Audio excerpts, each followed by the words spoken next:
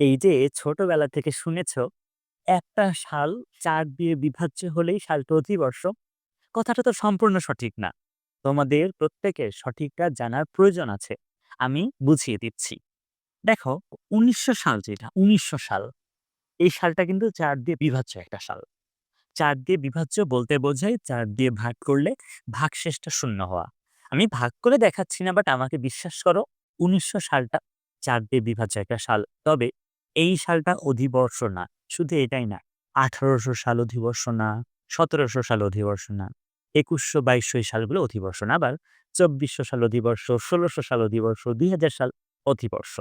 আমি তোমাদেরকে আসল কাহিনীটা একটু বুঝাই দিই। দেখো, যদি ১ বছর সমান, এখন যেটা লিখছি এটা আসলে ভুল। আমি লিখছি তারপরেও। ১ বছর সমান যদি এক্সাক্ট ৩৬৫ ডেইজ হইত, যেটা আসলে তো ঠিক না। যদি এটা হইতো তাহলে কোন সালই অধিবর্ষ হতো না। কোন সাল অধিবর্ষ হতো না। আবার দেখো, ১ বছর সমান যদি ৩৬৫ দিন, তোমরা এটা অনেকে মনে করো যে এটা ঠিক, এটাও আসলে ভুল। ১ বছর সমান যদি ৩৬৫ দিন ৬ ঘন্টা হতো। তাহলে এই যে এক্সট্রা ৬ ঘন্টা মেকআপের জন্য আমরা যেটা করতাম সেটা হচ্ছে প্রতি ৪ বছর পর একটা সালকে অধিবর্ষ হিসেবে কাউন্ট করতাম। যে বছরে ১ দিন বেশি, অর্থাৎ ৩৬৬ দিন। এই তো কাহিনী। কিন্তু ১ বছর সমান তো ৩৬৫ দিন ৬ ঘন্টা না। এখন আসো আসলে কি?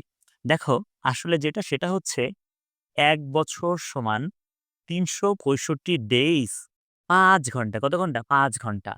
৪৮ মিনিট ৪৭ সেকেন্ড। বুঝতে পেরেছ? ১ ঘন্টা সমান এইটা। শোনো, আমি আগে এইটা নিয়ে একটু আলোচনা করি, তারপরে এখানে আসি। খুব ডিটেইলস এ বোঝাচ্ছি আমি। দেখো, আমাদেরকে ৪০০ বছরের একটা হিসাব করতে হবে। ধরো, এখন চলছে ২০২৫ সাল। এখন থেকে ৪০০ বছর মানে কত?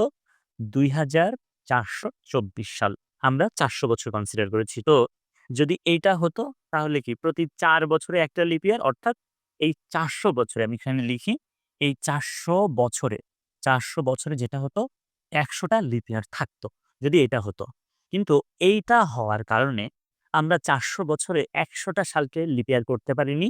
আমরা পেরেছি ৪০০ বছরে ৯৭ টা। ৪০০ বছরে কতটা বলো তো? ৯৭ টা সালকে আমরা লিপ ইয়ার করতে পেরেছি।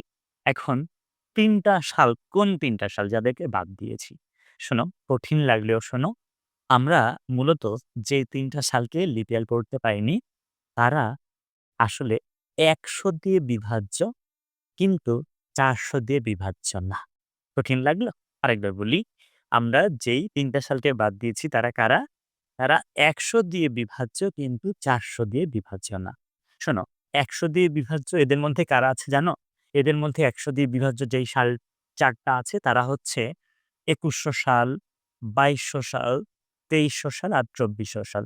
এই যে ২০২৫ থেকে ২৪২৪ সাল পর্যন্ত ১০০ দিয়ে বিভাজ্য এই সালগুলো আছে।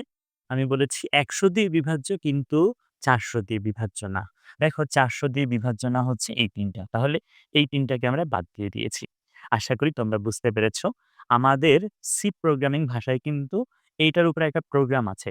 আমি আমাদের চ্যাপ্টার ৫ এর লেকচার ৬ টা করিয়ে থাকি। তোমরা আমার চ্যাপ্টার ৫ এর লেকচার ৬ টা দেখলে এটা খুব ডিটেইলস এ বুঝতে পারবা।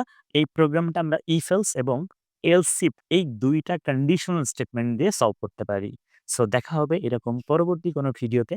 আমার জন্য দোয়া করবা। অবশ্যই আইসটি হেভেন এ ফলো দিয়ে রাখবে এরকম আরো ভিডিও পেতে। আসসালামু আলাইকুম।